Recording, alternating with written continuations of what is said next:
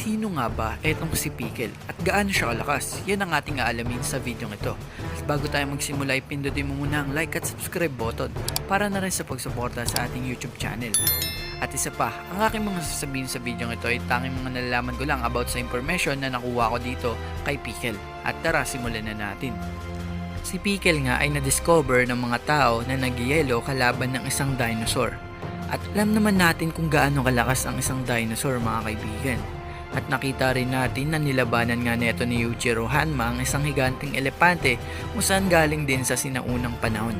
So maaring mas malakas pa itong dinosaur na to dahil nga sinaunang panahon galing itong si Pickle. At alam naman natin kung gaano kalakas ang mga sinaunang hayop. At hindi lang yun, masasabi kong marami itong nalabanan na hayop o mga dinosaur dahil nga sa sobrang lakas nito. Dahil nga ang kanyang panahon ay naghahunt sila para mamuhay, para makakain ng maayos. At ang kanyang panahon